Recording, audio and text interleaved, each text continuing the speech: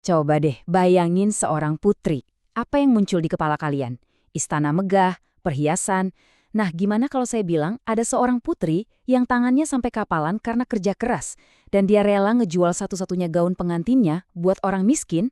Ini dia, kisah Fatimah Az-Zahra, putri Nabi Muhammad yang hidupnya bakal mengubah total pandangan kita soal arti seorang putri. Dan dari kisah hidupnya yang luar biasa itu, muncul satu misteri terbesar. Kenapa makam seorang wanita yang begitu mulia, yang dijamin masuk sorga, justru lokasinya jadi rahasia besar sampai sekarang? Jawabannya ada di dalam perjalanan hidupnya sendiri.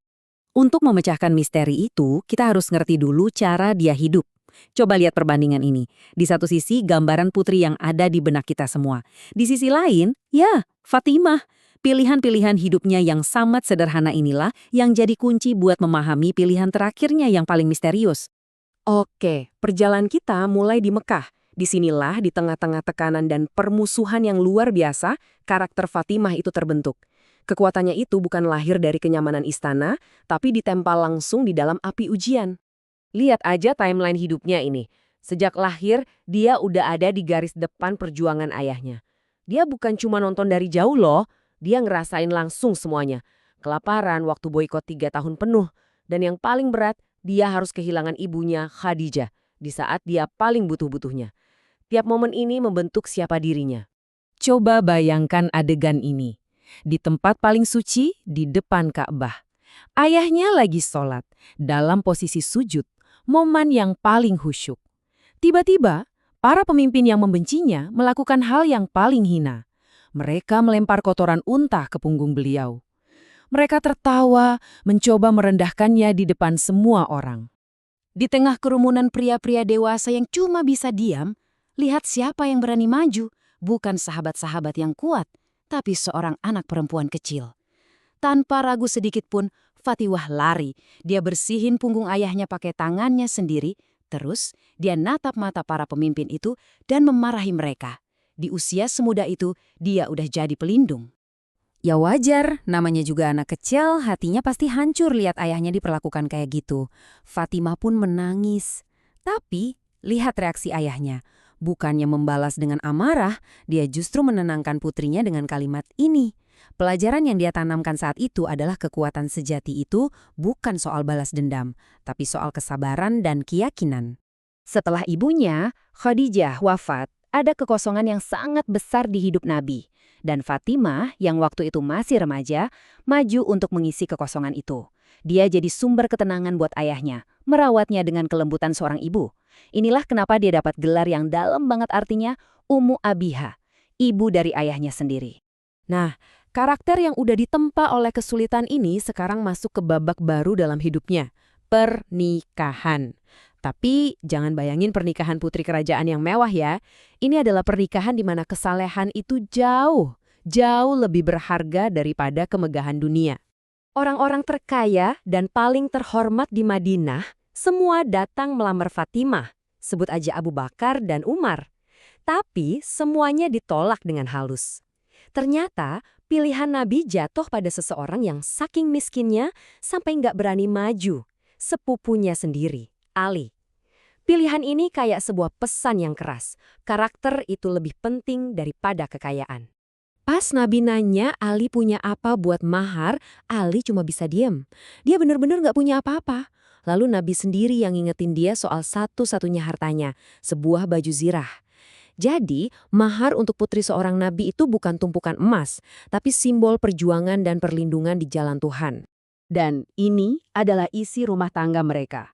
Kasurnya dari anyaman pelepah kurma, bantalnya dari kulit diisi sabut yang kasar, dan ada penggiling batu yang beratnya minta ampun, yang harus diputar setiap hari. Ini bukan sekedar kemiskinan loh, ini adalah pilihan yang disadari, sebuah pelajaran bahwa rumah yang diberkahi itu pondasinya iman, bukan tumpukan harta. Jelas, pekerjaan rumah tangga itu berat banget. Tangan Fatimah sampai kasar dan lecet karena setiap hari menggiling gandum. Ali, sebagai suami, nggak tega.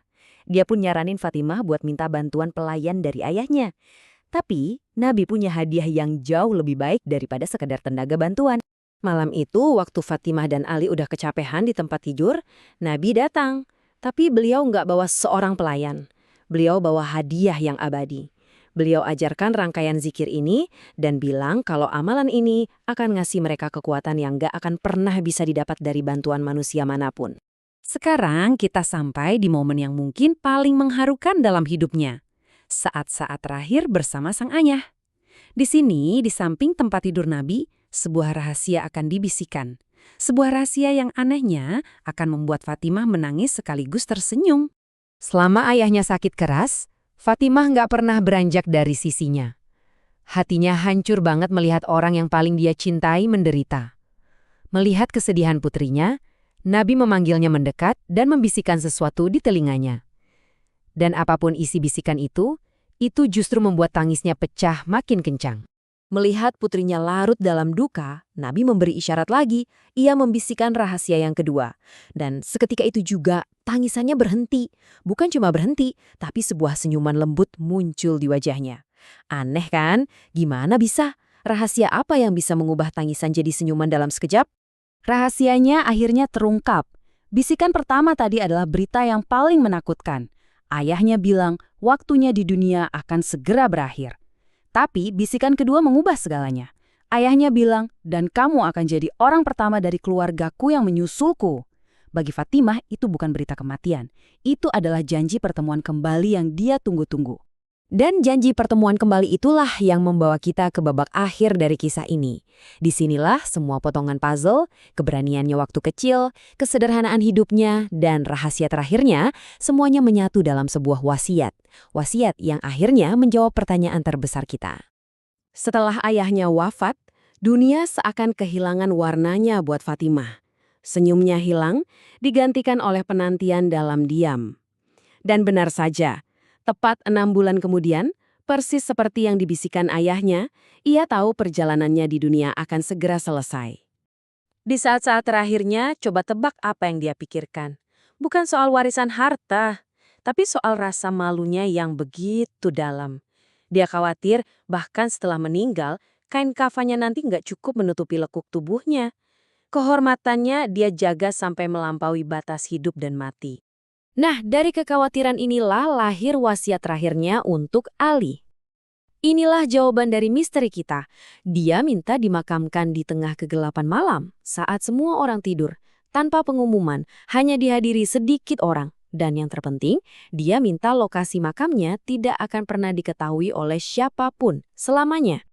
Jadi, pada akhirnya, makamnya yang rahasia itu bukanlah sebuah misteri yang hilang, tapi justru pesan terakhirnya. Dia memilih untuk tidak meninggalkan monumen dari batu yang bisa didatangi orang. Sebaliknya, dia meninggalkan warisan yang jauh lebih abadi.